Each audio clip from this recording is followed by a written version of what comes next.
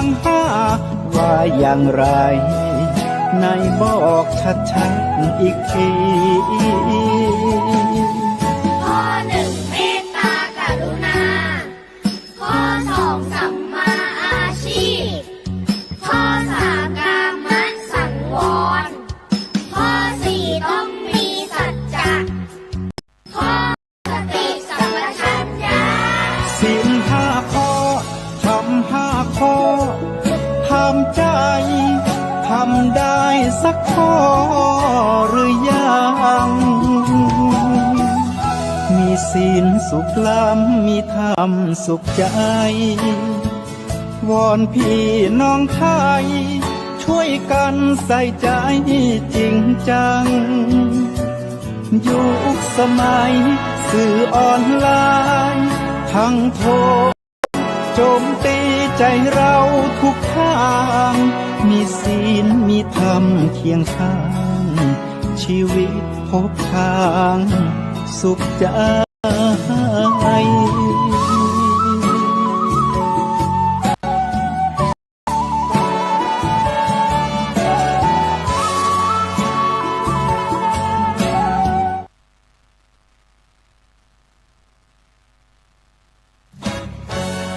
ทำเป็นทีมสถานีธรรมะออนไลน์ขอเชิญติดตามชมรายการธรรมสากัจฉา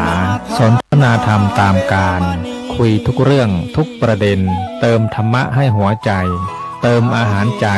เติมพลังใจให้ตนเองเป็นประจำทุกวันเวลา 20 นาฬิกาเป็นต้นไปโปรดกดปุ่มติดตามและกด Subscribe เมื่อทำเป็นทีมมา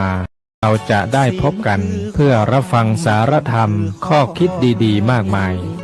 รับบุญง่ายๆด้วยการกดแชร์เผยแพร่เป็นธรรมทานสัพพะทานังธรรมทานังชินาติการให้ธรรมะย่อมชนะการให้ทั้งปวง1 แชร์ 1 บุญมีค่าเท่ากับเผยแผ่ธรรมะให้กว้างไกลแชร์ไปมากยิ่งได้บุญมากเป็นการเปิดโอกาสให้คนได้รับฟังธรรมพบปัญญามีความสุขพ้นจากทุกข์ด้วยการฟังธรรมะมาทวงคำมันหมู่บ้านศีลห้าถือเป็นพันธะ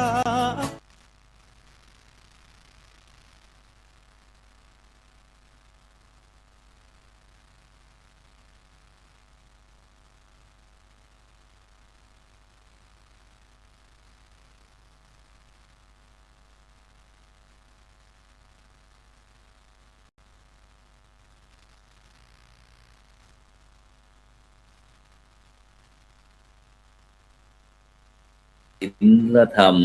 นำสุขทุกสมัยเราเป็นไทยเพราะมีธรรมประจำชาติหากไร้ศีลสิ้นธรรมต่ำอำนาจประเทศชาติจะอยู่ได้อย่างไรกันขอกราบขอธรรมสวัสดีกับบรรดาท่านผู้ฟังและก็ท่านผู้ชมทุกท่านที่กำลังติดตามรายการสังฆพัฒนาเพื่อประชาชนบทบาทพระสงฆ์ในยุค New Normal ทาง Facebook ทาง YouTube และสถานีวิทยุเครือข่ายคลื่นสีขาวชาวประชา8จังหวัดภาคเหนือ FM 104.50 เมกะเฮิรตซ์วัดฝายหินซึ่งในค่ำคืนนี้ก็เป็นคืนวันศุกร์ที่12เดือนกันยายนปีพุทธศักราช2568เข้ากับผมอัตมภาพพระครูโสพลปริยัติก็ได้ทำรายการสังฆพัฒนาเพื่อประชาชนบทบาทพระสงฆ์ในยุค New Normal วงเล็บหมู่บ้านรักษาศีล5ต้นแบบซึ่งวันนี้ก็ออกอากาศที่พุทธมณฑลนครปฐมศาลายานครปฐมเพราะว่าได้เดินทางมาปฏิบัติศาสนกิจประชุมพระปริยัตินิเทศแห่งคณะสงฆ์ไทยเราซึ่งฉะนั้นก็บรรดาท่านผู้ฟังท่านผู้ชมก็สามารถที่จะกดติดตามกดไลค์กดแชร์เพื่อเป็นธรรมทานยิ่งแชร์มากก็ได้บุญมากแชร์น้อยก็ได้บุญน้อยไม่แชร์ก็ไม่ได้บุญหรือว่าจะร่วมส่งข้อความมาทางอินบ็อกซ์ก็สามารถ ที่จะกระทำได้นะฉะนั้นก็ต้องขอบคุณอนุโมทนานะวันนี้ก็หมู่บ้านรักษาศีล 5ต้นแบบนะของบ้านหลักเมืองนะหมู่ที่13ตำบลศรีเทพนะอำเภอศรีเทพจังหวัดเพชรบูรณ์เชิญทุกท่านเปิดกล้องได้เลย ตอนนี้ยังไม่กล้าลูกๆจากไอเมืองศรีเทพนะจังหวัดเพชรบูรณ์ยังไม่เปิดกล้องเลยนะเปิดกล้องได้เลยกำลังกุศลินเปิดสวัสดีค่ะกุศลินเปิดกล้องลูกนะหลบกันไปไหนนะฉะนั้นในวันนี้บรรดาท่านผู้ฟังท่านผู้ชมทั้งหลายนะวันนี้เราก็แน่นอนละได้งานโครงการหมู่บ้านรักษาศีล 5คณะสงฆ์ผลเหนือนะโดยการนำพระเดชพระคุณหลวงพ่อพระเทพรัตนนายกนะหลวงพ่อเดชคุณหลวงพ่อพระเทพสิงหวราจารย์ท่านอาจารย์เจ้าคุณพระศรีศิลปาจารย์รองประธานคณะกรรมการพร้อมทั้งคณะกรรมการตอนนี้ก็ภารกิจในการตรวจเยี่ยมนะโครงการหมู่บ้านรักษาศีล 5ผลเหนือของเรา16จังหวัดนะก็ผ่านไปด้วยความเรียบร้อยนะฉะนั้นก็หลังจากที่เราได้ตรวจเยี่ยมโครงการหมู่บ้านรักษาศีล 5หมู่บ้านรักษาศีล 5ต้นแบบแล้วนั้นเราก็จะกลับมานำหมู่บ้านรักษาศีล 5ต้นแบบของแต่ละจังหวัดแต่ละหมู่บ้านมาสนทนามาคุยกันว่าเขามีการบริหารการจัดการอย่างไรถึงได้รับการคัดเลือกนะเป็นหมู่บ้านรักษาศีล 5ต้นแบบของจังหวัดนะแต่ละจังหวัดฉะนั้นเราจะไปพบกับนางสาวกัญจนัทพานลิปนะกำนันตำบลศรีเทพนะอำเภอศรีเทพจังหวัดเพชรบูรณ์เจริญพรกำนันกราบนมัสการพระครูโสพลปริยัติค่ะผู้ช่วยเจ้าอาวาสวัดพระอารามหลวงวัดพระสิงห์วรมหาวิหารนะคะดิฉันนางสาวกัญจนัทพาลิค่ะกำนันตำบลศรีเทพค่ะก็ในส่วนของบ้านหลักเมืองหมู่13นะคะที่ได้รับการคัดเลือกให้เป็นตัวแทนของจังหวัดเพชรบูรณ์ในการประกวดนะคะตามโครงการสร้างความปรองดองสมานฉันท์โดยใช้หลักธรรมทางพระพุทธศาสนาซึ่งบ้านหลักเมืองหมู่13ปีนี้ได้เป็นตัวแทนของจังหวัดเพชรบูรณ์ค่ะสาธุไปที่ท่านที่2เลยไปที่คุณโยมสมพรตะกุดสงฆ์นะนี่ก็จะประธานอสมบ้านหลักเมืองหมู่ที่13สวัสดีค่ะเจริญพรได้ทักทายเป็นประธานอสมค่ะประธานอสมหมู่13ตำบลศรีเทพอำเภอศรีเทพจังหวัดเพชรบูรณ์ค่ะสาธุไปพบที่คุณโยมกุศลินตะกุดสงฆ์เจริญพรค่ะนมัสการค่ะชื่อกุศลินตะกุดสงฆ์นะคะเป็นเยาวชนบ้านหลักเมืองค่ะสาธุอยู่ใกล้กันเป็นนิดหนึ่งอยู่ใกล้กับคุณแม่นิดหนึ่งก็เลยเสียงมันจะหอนกันนิดหนึ่งคุณแม่ต้องขยับออกไปห่างคุณลูกหน่อยไปห่างกันนิดหนึ่งเดี๋ยวไปที่ท่านต่อไปเลยเดี๋ยวก็หมุนยังไงเอาโยมแต๋วมาแล้วพอดีแล้วไปที่คุณโยมผู้ใหญ่แต๋วรุนวงผู้ใหญ่บ้านหมู่6ตำบลศรีเทพอำเภอศรีเทพจังหวัดเพชรบูรณ์ในฐานะที่เป็นเครือข่ายหมู่บ้านรักษาศีล 5ต้นแบบบ้านหลักเมืองเจริญพรผู้ใหญ่แต๋วเปิดไมค์ด้วย ทำไมภาพไม่ค่อยชัดเลยเขาภาพเขาชัดเจนสวยงามกันหมดแล้วมาสักการเจ้าค่ะเจริญพรแม่คุณในร้านผม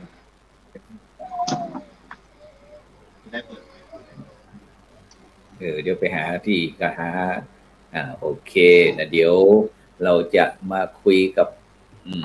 ผู้ใหญ่แต๋วกันเดี๋ยวก่อนก็เดี๋ยวหามุมก่อนฉะนั้นก็บรรดาท่านผู้ฟังท่านผู้ชมก็คอยติดตามนะว่าวันนี้หมู่บ้านรักษาศีล 5ต้นแบบบ้านหลักเมืองนะตำบลศรีเทพอำเภอศรีเทพจังหวัดเพชรบูรณ์ทำไมถึงได้รับการคัดเลือกนะพร้อมนะผู้ใหญ่แต๋วพร้อมนะไปที่ผู้ใหญ่แต๋วเลยเป็นภาคีเครือข่ายทักทายใหม่ ได้ยินไหมผู้ใหญ่แต๋วพร้อมจะ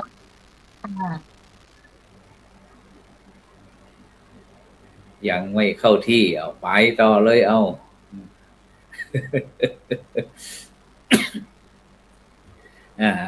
ก่อนอื่นก็ต้องธรรมสวัสดีกับผู้ร่วมรายการทุกท่านนะซึ่งวันนี้ก็มีนางสาวกัญจนัทพานฤทธิ์นะซึ่งก็เป็นกำนันบ้านหลักเมืองนี่แหละนะตำบลศรีเทพนะอำเภอศรีเทพจังหวัด เพชรบูรณ์ของเราพร้อมทั้งลูกๆหลานๆของเมืองสีเทพนะซึ่งถือว่าเป็นสิ่งที่น่าศึกษาเพราะว่าปีนี้นั้นสีเทพได้รับการ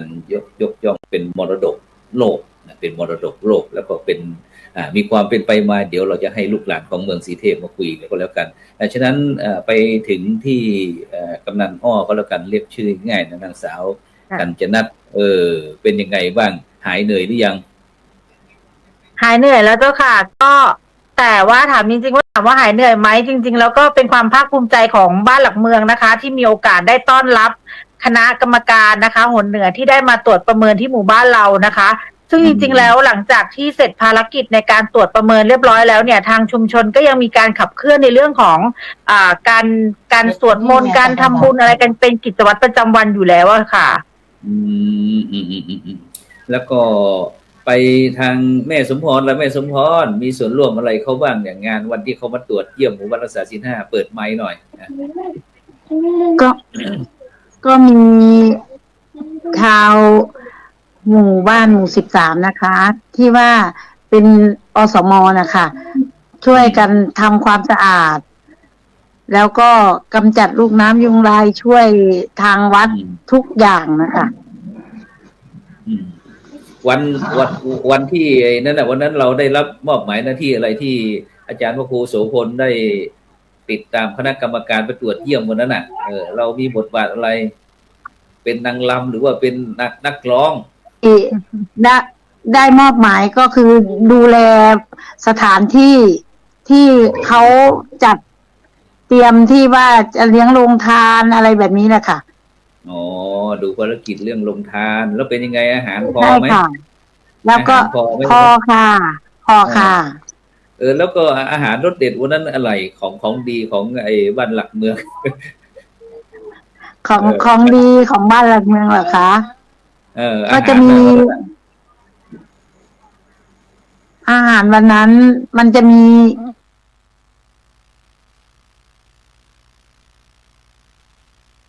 แกงอีเหนียวแล้วก็มีขนมลูกโคนโยนเข้ากอไผ่แล้วก็มีขนมตาลโบราณนะคะอาจารย์พระครูโสพลไม่ได้ชิมบ้างเลยไม่ค่อยเชื่อเท่าไหร่เชื่อเลยค่ะโอเคก็เชื่อเอาไปทางน้องกุศลินบ้างกุศลินน่าเป็นลูกหลานเยาวชนคนรุ่นใหม่คนหนุ่มสาวของเราเนี่ยวันนั้นได้มีส่วนร่วมอะไรกับเขาบ้างล่ะสำหรับวันนั้นก็ได้เข้าร่วมกิจกรรมหลายอย่างค่ะเข้าไปจริงๆแล้วมีงานประจำอยู่แล้วค่ะซึ่งวันนั้นก็ได้พักเที่ยงก็ได้เดินเข้าไปชมงานตามบูธค่ะใช่เป็นยังไงบ้างไอ้ชมบูธของหมู่บ้านเราเคยฝันไหมว่าบ้านเราทำไมเก่งจังเคยไหมลูกก็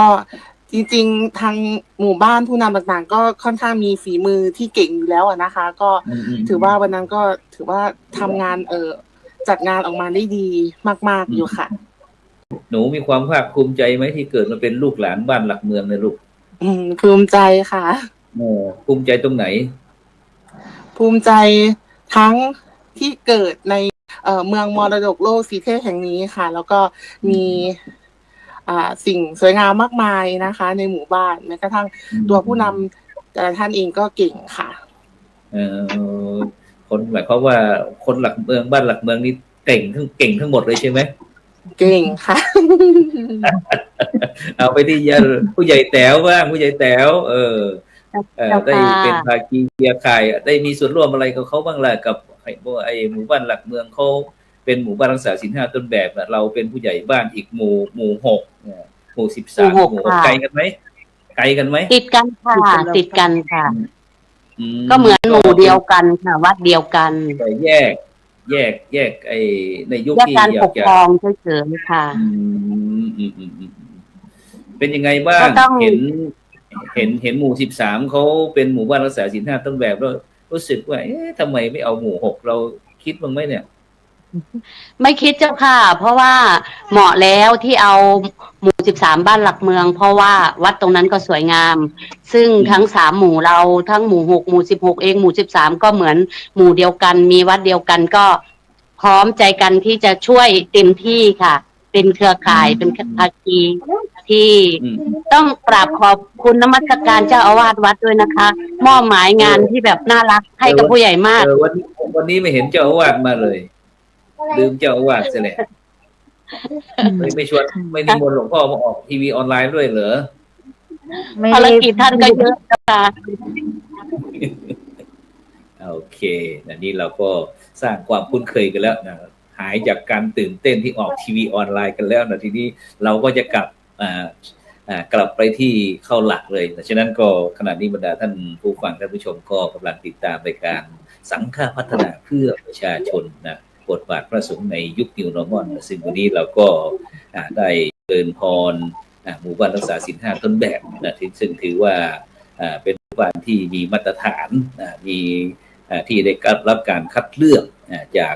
ผู้ว่าราชการจังหวัดแล้วก็คณะสงฆ์จังหวัดเพชรบูรณ์ให้เป็นหมู่บ้านรักษาศีล 5ต้นแบบของจังหวัดเพชรบูรณ์ที่ให้คณะกรรมการนั้นได้ลงไปตรวจเยี่ยมนะฉะนั้นเราจะไปที่โยมอ้อกำนันอ้อก็แล้วกันนางสาวกัญจนัทผ่านฤทธิ์กำนันตำบลศรีเทพนะซึ่งก็เป็นลูกหลานบ้านศรีเมืองนี่แหละแต่ได้เป็นผู้นำได้เป็นถึงระดับมาก่อนก่อนท่านี่ก็เป็นผู้ใหญ่เสร็จแล้วก็เป็นกำนันอย่างนี้เป็นต้นฉะนั้นเป็นยังไงทำไมรู้ที่ก่อนที่ที่คณะกรรมการจะลงไปตรวจเยี่ยมเขาแจ้งให้พวกเรารับทราบไหมว่าทางหรือบ้านเราเนี่ยได้รับการคัดเลือกเป็นหมู่บ้านรักษาศีล 5ต้นแบบหรือว่าเขาอยู่ๆก็มาจับเอาเลยกำนันอ้อค่ะก่อนที่บ้านหลักเมืองหมู่ที่13ตำบลศรีเทพนะคะคัดเลือกให้เป็นหมู่บ้านต้นแบบในเรื่องของหมู่บ้านรักษาศีล 5นะคะซึ่งทางท่านพระครูนะคะไม่ว่าจะเป็นท่านเจ้าคณะอำเภอเจ้าคณะตำบลนะคะแล้วก็เจ้าอาวาสวัดบึงศรีเทพรัตนารามด้วยนะคะก็ได้มีการ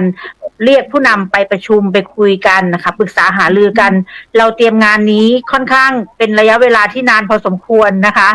แต่ว่าทั้งนี้ทั้งนั้นนะคะเราก็ได้รับความร่วมมือจากคนในชุมชนด้วยก่อนอื่นการที่เราจะได้รับเลือกให้เป็นตัวแทนน่ะมันต้องพูดไปถึงความพร้อมทั้งผู้นำชุมชนทั้งชาวบ้านแล้วก็ทั้งพี่น้องทั้งเครือภาคีเครือข่ายต่างๆที่จะมาร่วมช่วยกันในการขับเคลื่อนกิจกรรมต่างๆจนสำเร็จไปจนถึงวันที่ได้รับการประเมินในวันนั้นนะคะซึ่งเราเตรียมความพร้อมกันอยู่นานแล้วก็หลายๆคนช่วยกันแบ่งงานเมื่อพูดคุยแล้วทุกคนยินยอมตกลงปรงใจว่าเราจะลงเรือลำเดียวกันแล้วนะคะเราจะประเมินขอรับการประเมินในการด้านศีล 5แล้วนะคะทางท่านนายอำเภอเองนะคะท่านลงมาประชุมร่วมกับชาวบ้านบึงนาจารทั้ง3หมู่บ้านนะคะเพื่อที่จะให้ทุกคนได้รับรู้ว่าเรากำลังจะขับเคลื่อนในเรื่องของอะไรนะคะทุกคนเห็นมติเห็นชอบด้วยทุกคนเราก็ถึงมีความพร้อมในการที่จะให้งานเราออกมาดีที่สุดค่ะแล้วทีนี้พอเราได้รับทราบจากทางส่วนราชการและคณะสงฆ์แล้วให้บอกว่าปีนี้บ้านหลักเมืองของเราเนี่ยได้รับคัดเลือกเป็นหมู่บ้านรักษาศีล 5ต้นแบบของจังหวัดเพชรบูรณ์แล้วทีนี้เรามีการเตรียมการอย่างไรในการที่จะเตรียมการบริหารการจัดการที่เป็นหมู่บ้านรักษาศีล 5ต้นแบบโดยเฉพาะในการที่มีพี่น้องประชาชนของเราเนี่ยเยอะแยะมากมายเรามีการจัดสรรแบ่งกลุ่มแบ่งหน้าที่ภาระหน้าที่กันยังไงคือจริงๆแล้วเนี่ยถามว่าเรามีภาคีเครือข่ายหลายหน่วยงานเขาดำเนินการทำอยู่แล้วโดยปกติไม่ว่าจะเป็นกลุ่มผู้สูงอายุยกตัวอย่างเช่นกลุ่มผู้สูงอายุเนี่ยเขาก็จะมีกิจกรรมในเรื่องของการทำเข้าวัดทำบุญปฏิบัติธรรมนะคะมีชมรมของผู้สูงอายุที่จะมามีกิจกรรมร่วมกันทุกสัปดาห์อยู่แล้วนะคะสำหรับผู้สูงอายุที่มีกิจกรรมร่วมกันส่วนของโรงเรียนก็มีการปฏิบัติเป็นประจำเป็นกิจวัตรอยู่แล้วนะคะอสม.เองก็มีการไปใช้พื้นที่ในวัดในการทำกิจกรรมเรื่องของลูกน้ำยุงลายสุขภาพอนามัยตรวจวัดเบาหวานไขมันความดัน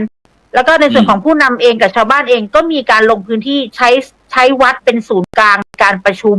แล้วก็เป็นศูนย์รวมของคนทั้ง3หมู่บ้านในการทำกิจกรรมต่างๆร่วมกันซึ่งตรงนี้เรามีอย่างที่บอกว่าเรามีภาคีเครือข่ายหลายหน่วยงานแล้วก็หลายๆหน่วยงานก็จัดกิจกรรมหรือทำกิจกรรมของตัวเองเป็นกิจวัตรอยู่แล้วโดยใช้วัดเป็นศูนย์กลางในการพัฒนาคนในชุมชนเราค่ะเจริญพรฉะนั้นเราก็มีการแบ่งแยกแยะเนาะว่า ให้คนนั้นไปทำหน้าที่คนนี้ทำหน้าที่งั้นฉะนั้น ค่ะ โดยเฉพาะวันนี้อย่างกรณีอย่างเงี้ยเรารู้สึกผู้หญิงจะมีบทบาทเยอะนะถ้าที่ออกรายการเราเนี่ยวันนี้มีแต่ผู้หญิง4 ท่านเลยแล้วก็วันนี้ท่านรองนายกมาไหมวันนี้ เห็นท่านเข้าอยู่นะคะ ท่านเหมือนท่านจะเข้า เหมือนท่านกำลังจะเข้า ต้องส่งเดี๋ยวอาจารย์ดูแป๊บหนึ่งอาจจะเข้าแล้วก็ได้แต่ยังไม่มาฉะนั้นโดยเฉพาะมีการแบ่งแยกแล้วก็โดยเฉพาะภาคีเครือข่ายในฐานะที่เป็นกำนันมีหมู่บ้านรอบๆข้างสนใจบ้างไหมที่อยากจะเราเห็นว่าบ้านหลักเมืองเนี่ยเป็นต้นแบบเรามีการประสานงานเวลาไปประชุมประจำเดือนอะไรเราได้คุยกันที่ว่าการอำเภอไม่รู้ว่าท่านนายอำเภอคุยละก็จริงๆแล้วศักยภาพแล้วก็ความพร้อมนะคะของการประกวดหรือการดำเนินการขับเคลื่อนในเรื่องของหมู่บ้านศีล 5ต้นแบบเนี่ยหลายๆตำบลมีความโดดเด่นแตกต่างกันแต่ด้วยบริบทของสีเทพแล้วเนี่ยเรามีอัตลักษณ์แล้วก็มีความโดดเด่นในเรื่องของการมีเป็นวัฒนธรรมซึ่งเราได้รับการคัดเลือกให้เป็นมรดกโลกเมื่อวันที่19กันยายน2566ที่ผ่านมาหลังจากนั้นนะคะเริ่มมีคนเข้ามาในพื้นที่เราเป็นจำนวนมากนะคะเพราะฉะนั้นแล้วอาจจะเป็นเหตุผลหนึ่งที่ทำให้จังหวัดเพชรบูรณ์เลือกบ้านหลักเมืองหมู่13เป็นต้นแบบในการที่จะพัฒนาแล้วก็ขับเคลื่อนในเรื่องของหมู่บ้านศีล 5เพื่อเชื่อมโยงกับความเป็นมรดกโลกอะค่ะโดยเฉพาะถ้าเป็นเมืองมรดกโลกเนี่ยสมมุติว่าถ้าเป็นอย่างบ้านเรานี่เป็นพื้นฐานของเมืองสีเทพใช่ไหมถ้าขอโทษนะไอ้ที่ว่าอันเนี้ยอย่างพระอาจารย์เนี่ยพระอาจารย์นี่อาจจะมีพื้นฐานของเขาเรียกว่าอะไรเรียกหมายความว่าบรรพบุรุษบรรพชนอะไรต่างๆเนี่ยอย่างพระอาจารย์อาจจะเป็นไทยขืนไทยยองไทยลื้ออะไรต่างๆอย่างสีเทพเรานี่เขาเรียกเป็นพี่น้องกลุ่มชาติพันธุ์ไหมหรือว่ายังไงคือสีเทพเนี่ยมาจากหลายกลุ่มนะคะมีทั้งกลุ่มของไทยพวนก็มีมาจากอพยพส่วนหนึ่งเนี่ยมาจากอพยพมาจากทางบ้านหมี่ลพบุรีแล้วส่วนที่มาจากไทยอีสานก็มีมาจากทางบุรีรัมย์ศรีสะเกษโคราชอะไรอย่างเงี้ยค่ะมาจากหลายพื้นที่แล้วก็มารวมกันอยู่ที่นี่ค่ะผู้ใหญ่แต๋วเสริมได้นะคะเดี๋ยวให้ผู้ใหญ่แต๋วช่วยเสริมก็ได้ค่ะเพราะว่าสีเทพเนี่ยมาจากผู้ใหญ่แต๋วช่วยหน่อยในฐานะที่เกิดก่อนผู้ใหญ่ใช่ช่วยหน่อยว่ามีข้อมูลขั้นพื้นฐานยังไงเกี่ยวกับว่าไอ้บ้านหลักเมืองที่ว่าเป็นลูกหลานของเมืองสีเทพเงี้ยผู้ใหญ่แต๋วจริงๆแล้วบ้านหลักเมืองหรือบ้านบึงนาจารนะคะ ก็จะไม่ใช่คนพื้นถิ่นจริงๆนะคะก็อพยพมาอย่างที่กำนันว่าอย่างผู้ใหญ่เองก็มาจากโคราชไม่ใช่คนพื้นที่ตรงนี้เหมือนกันนะคะ มาจากโคราชเจ้าค่ะก็มาอุดมสมบูรณ์เนาะมาเป็นลูกศิษย์ลูกหาอยู่ทางนี้ซึ่งทางสีเทพเราอุทยานนี้ก็เหมือนเป็นความโชคดีนะคะที่ใครได้มาอยู่โดยเฉพาะบ้านหลักเมืองซึ่งก็อยู่ข้างคูเมืองนะคะก็เหมาะสมแล้วนะคะที่ได้เป็นหมู่บ้านศีล 5หรือวัดศีล 5รักษาศีล 5เพราะว่าทั้ง3หมู่นี้ก็ปฏิบัติร่วมกันมาโดยดีตลอดแล้วก็มีความรักความสามัคคีกันในรูปแบบของงานต่างๆนะคะไม่ว่าจะเหมือนบวรนะคะวัดบ้านโรงเรียนก็จะทำด้วยกันโดยมีท่านกำนันที่เป็นหญิงแกร่งนะคะที่เข้มแข็งกำนันแหนบทองคำด้วยเจ้าค่ะก็เลยทำงานกันได้คล่องตัวหน่อยประมาณนั้นเจ้าค่ะต้องเท้าความนิดนึงค่ะว่าบ้านหลักเมืองหมู่13เนี่ยค่ะคือแบ่งเขตการปกครองเนี่ยแยกออกมาจากหมู่6บึงนาจารของผู้ใหญ่แต๋วนะคะซึ่งชื่อวัดของบ้านเราเนี่ยก็คือวัดบึงสีเทพรัตนารามนะคะแต่เราจะมีด้วยกัน3หมู่บ้านแบ่งเขตการปกครองกัน3หมู่บ้านมีหมู่6บึงนาจารหมู่13บ้านหลักเมืองแล้วก็หมู่16บึงนาจารแบ่งการปกครองมีผู้นำ3หมู่บ้านซึ่งมันก็เป็นความสามัคคีการรวมหนึ่งอันเดียวกันของ3หมู่บ้านที่มาร่วมกันที่วัดเดียวค่ะ ฉะนั้นโดยเฉพาะที่เมื่อกี้ทางผู้ใหญ่เจ้าก็บอกว่ามีการอพยพมาจากทางจังหวัดโน้นจังหวัดนี้ซึ่งบรรดาท่านผู้ฟังท่านผู้ชมก็คงจะเคยได้ยินว่าสมัยที่จอมพลป.พิบูลสงครามนะที่ว่าจะย้ายจากเมืองหลวงจากกรุงเทพมหานครเนี่ยเข้ามาสร้างเมืองหลวงใหม่ที่จังหวัดเพชรบูรณ์แต่ก็ในปัจจุบันนี้เขตพื้นที่อะไรต่างๆก็ยังคงอนุรักษ์รักษาไว้อยู่นะซึ่งก็ตรงนี้ก็จะเป็นมีการกระจายแรงงานเชิญชวนพี่น้องที่ต้องการที่จะมาทำงานช่วยในการที่จะสร้างเมืองหลวงใหม่นั่นแหละนะก็เลยมาปลุกลงหลักรากปักฐานอยู่ที่ภายในเพชรบูรณ์ก็เยอะแยะเหมือนเช่นเดียวกันฉะนั้นตรงนี้ก็คือเป็นข้อมูลเบื้องต้นซึ่งโดยเฉพาะถ้าเราจะไปที่ยมแต๋วสักนิดหนึ่งเรื่องสุขภาพก็แล้วกันยมสมพรยมสมพรในฐานะที่เป็นประธานอสม.อาสาสมัครสาธารณสุขประจำหมู่บ้านก็แล้วกันเป็นยังไงบ้างสุขภาพของพี่น้องบ้านหลักเมืองพวกเราค่ะตอนนี้สุขภาพของผู้สูงอายุของหมู่บ้านหลักเมืองเองนะคะก็มีความพร้อมที่ว่าแบบมีการดูแล เตรียม กันยัง เนื้อ ไง เตรียมดูแลด้วยการที่ออกกำลังกายค่ะ แล้วก็ออกกำลังกายแล้วก็ตรวจออกกำลังกายนี่เป็นกิจกรรมยังไงเป็นการเต้นการ เป็น รำหรือว่าการแข่ง เต้ กี น ฬา ค่ะ ไม่ ไม่ค่ะ เป็นเต้นแบบลำไม้พองอะไรแบบนี้นะคะจะมีผู้สูงอายุลำไม้พองลำเขาจะตั้งชมรมผู้สูงอายุด้วยค่ะ เจริญพร ค่ะ แล้วก็สุขภาพคนที่สูงที่สุดเป็นผู้ที่เคารพนับถือในหมู่บ้านเรามีคุณตาคุณยายตรงไหนบ้างอายุสัก90 100อะไรเงี้ยมีไหมตอนนี้ในหมู่13เองก็จะมีอายุเกือบถึง100ก็มีอยู่2 ท่านค่ะนั่นหมายความว่าสิ่งแวดล้อมเนาะเพราะว่าอาจารย์เห็นบอกว่าที่เห็นนาจารย์นะอะไรต่างๆเนี่ยกันฉะนั้นโดยเฉพาะกำนันอ้อการทำประกอบสัมมาอาชีพของหมู่บ้านเราทำอะไรกันโดยส่วนใหญ่แล้วนะคะค่ะโดยส่วนใหญ่แล้วคนในพื้นที่เราเนี่ยเดิมนะคะก็จะประกอบอาชีพเกษตรกรรมเป็นหลักนะคะก็คือเรามีที่ตั้งของโรงงานน้ำตาลอยู่ในพื้นที่ของตำบลสีเทพนะคะก็จะมีการปลูกอ้อยแล้วก็ปลูกข้าวเป็นหลักนะคะพอหลังจากนั้นนะคะตั้งแต่ที่บอกว่า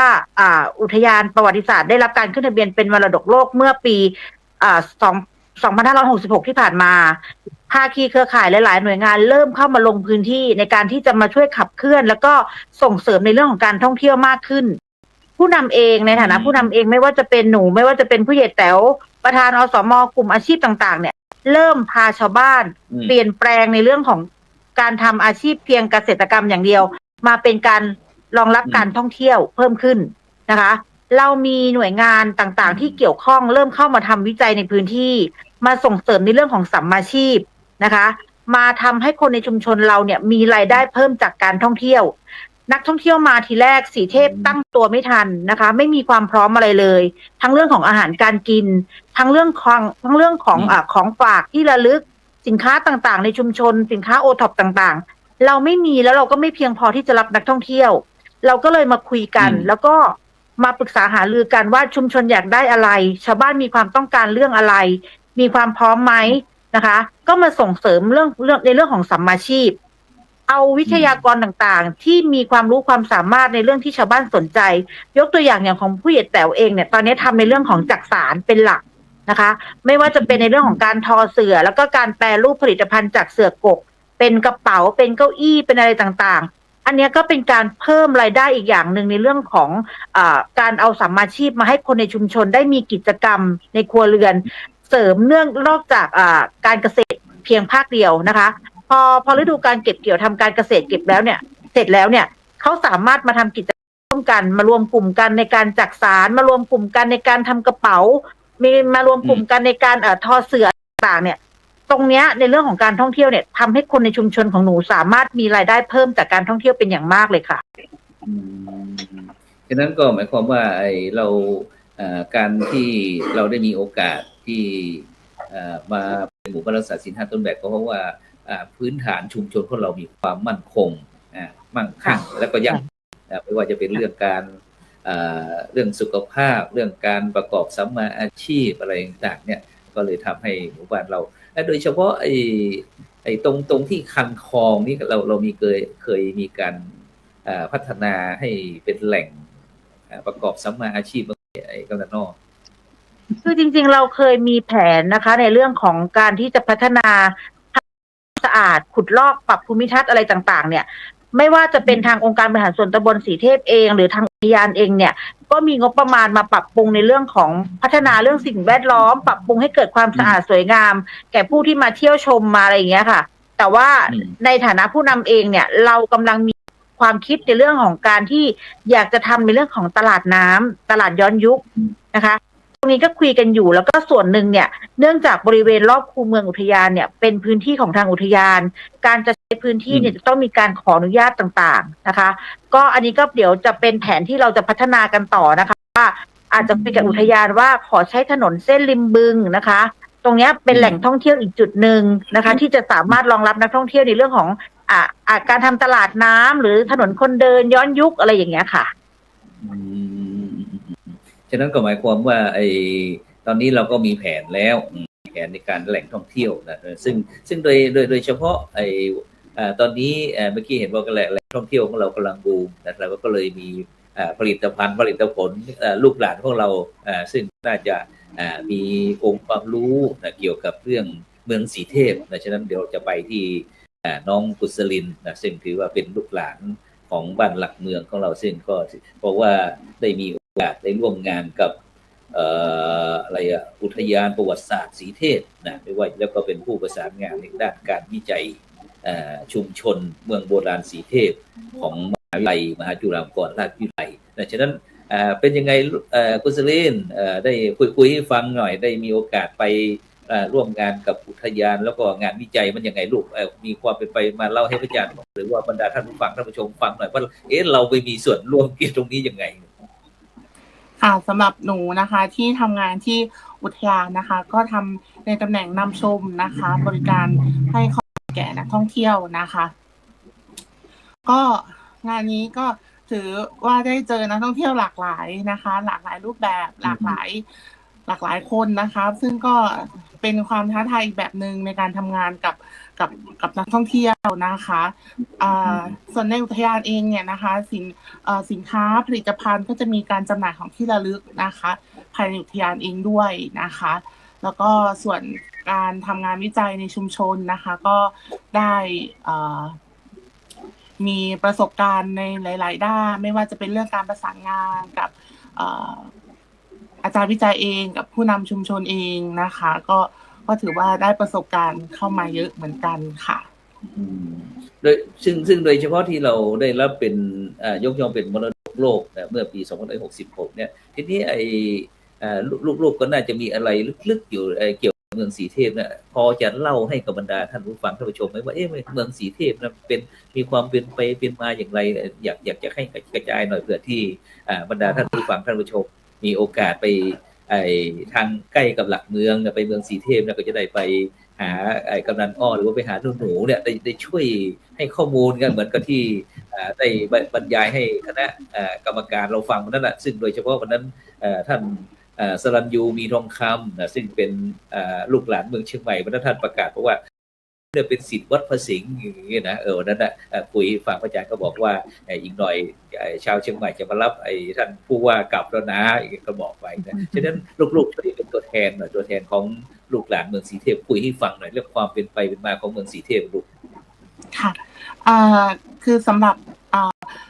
ความเป็นมาประวัตินะคะของเมืองโบราณสีเทพจริงๆแล้ว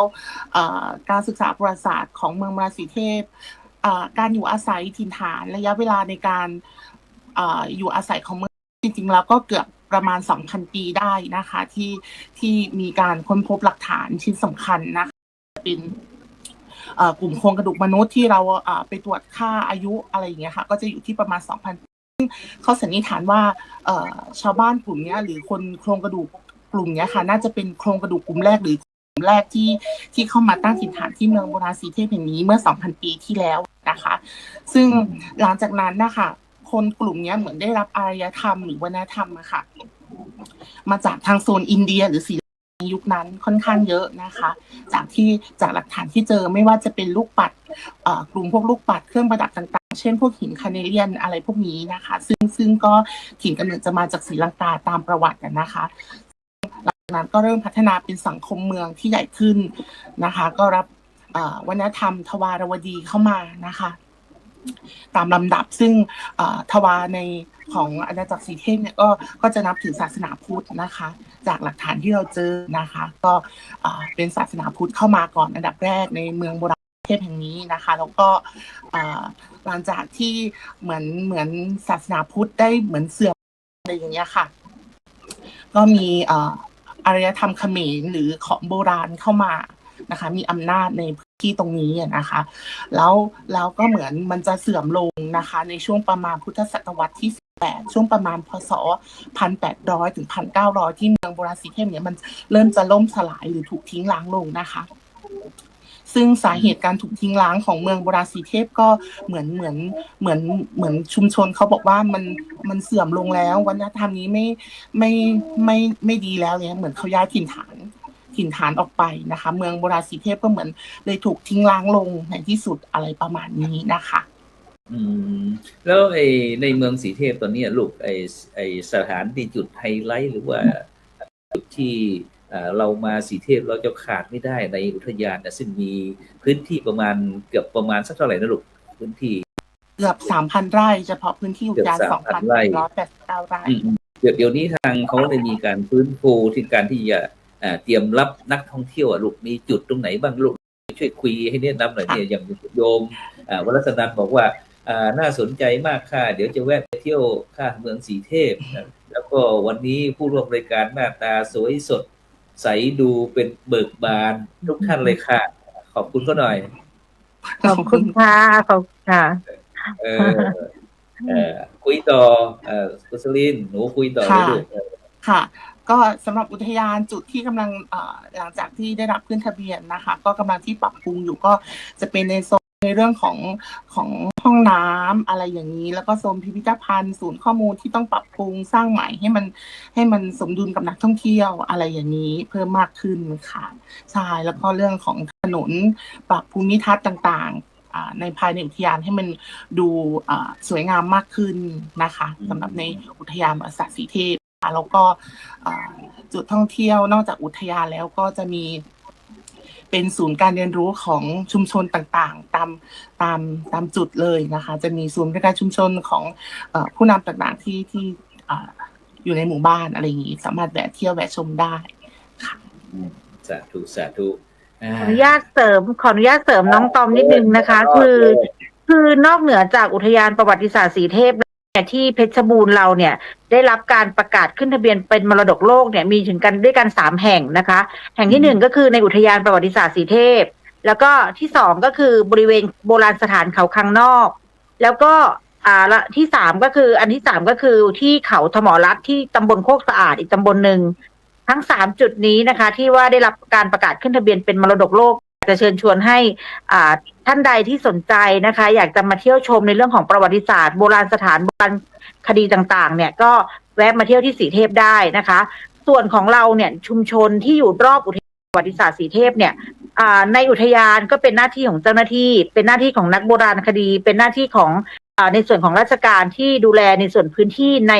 ในอุทยานไป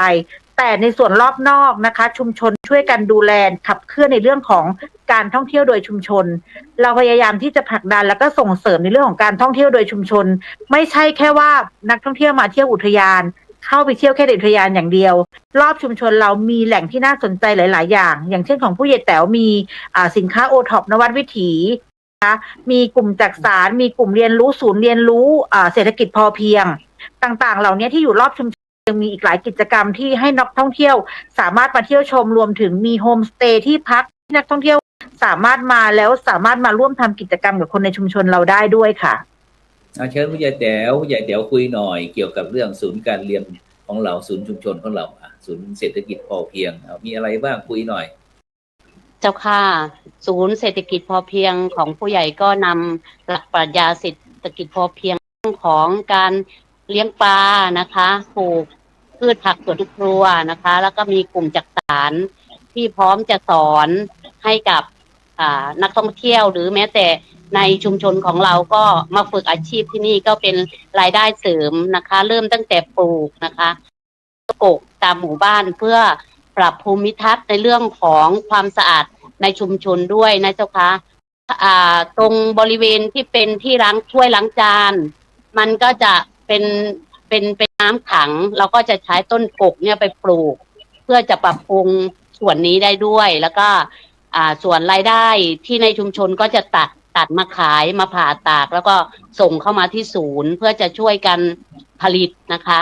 คนไหนที่ไม่มีฝีมือในการทำในการทอในการสานหมวกก็จะเป็นการขายต้นกกให้กับศูนย์เรียนรู้ตรงนี้นะคะก็สร้างรายได้ให้กับในคนในชุมชนของเราทั้ง3 หมู่เลยเจ้าค่ะ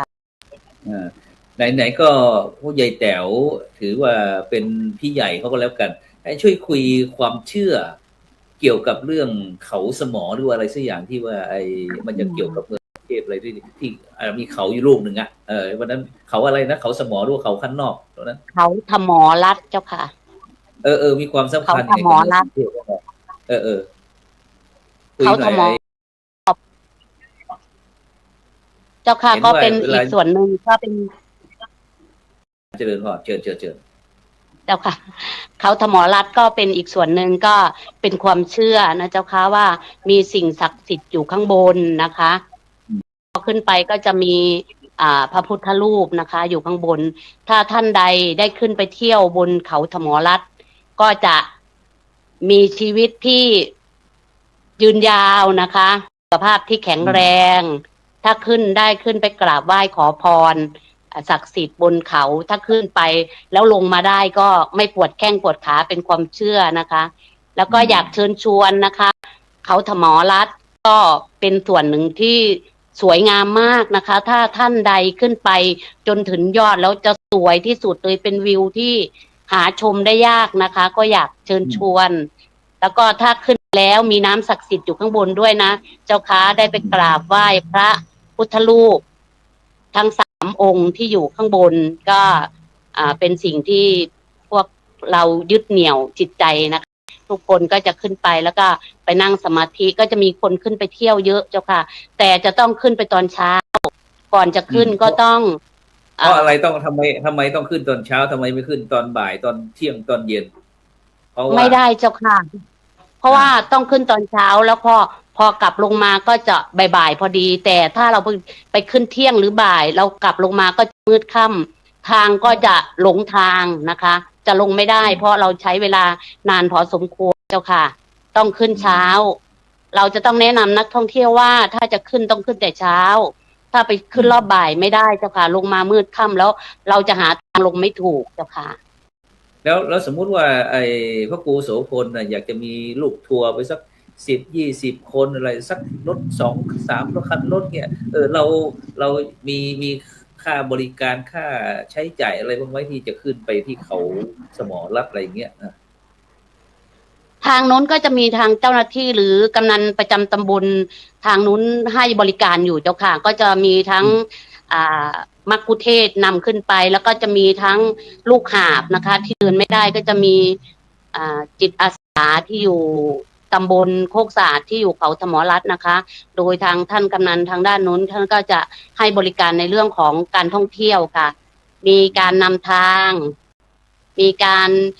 มีลูกหาบนะคะนำด้วยถ้าขึ้นไปไม่ไหวนะคะหรือแบกสัมภาระขึ้นไม่ได้ก็จะมีเจ้าหน้าที่ทางนู้นรอต้อนรับอยู่เจ้าค่ะก็จะส่งนักท่องเที่ยวส่งกันไปอย่างนี้ขออนุญาตเสริมผู้ใหญ่แต๋วนิดนึงค่ะ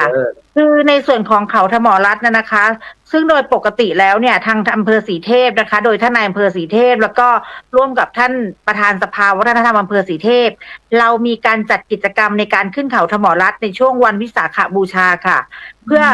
น เอาผู้ที่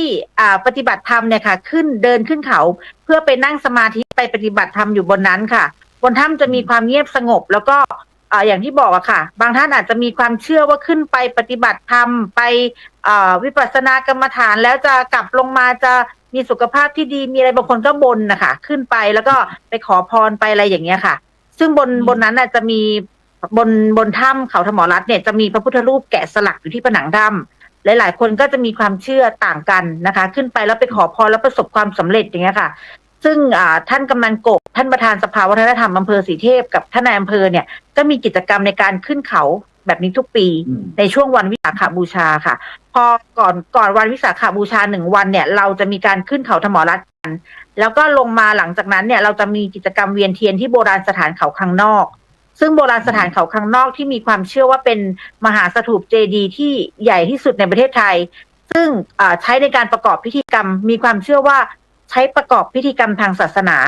ใครที่ได้มาเวียนเทียนที่โบราณสถานเขาคังนอกเนี่ยใน1 รอบของการเวียนเทียนจะสักประมาณ333 ย่างถ้าเวียนครบ3 รอบก็จะเป็น999 ย่างถ้าท่านใดมีโอกาสนะคะก็แนะนำเชิญชวนมาในช่วงวันวิสาขบูชานะคะเขาธรรมรัตน์ด้วยกันแล้วก็ลงมาก็มาเวียนเทียนที่โบราณสถานเขาคังนอกค่ะแล้วทีนี้ความสำคัญเรื่องเขาคังนอกมีอะไรไหมที่เป็นจุดไฮไลท์จุดน่าสนใจที่เราจะเอาเป็นแหล่งท่องเที่ยวหรือว่าอะไรเงี้ยเป็นแหล่งกิจกรรมอะไรเขาคังนอกอะตอมเสริมค่ะนอกจากเขาคังนอกใช่ไหมคะเจริญพรค่ะนอกจากเขาคังนอกก็จะมีสถานที่ท่องเที่ยวเป็นถ้าจะชมในแบบคล้ายๆกันก็จะ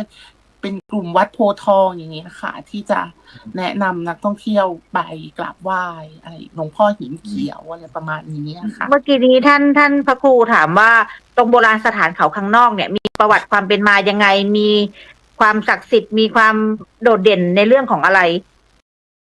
อย่างเขาคังนอกอย่างเงี้ยค่ะก็จะอยู่ในอารยธรรมวัฒนธรรมเดียวกับ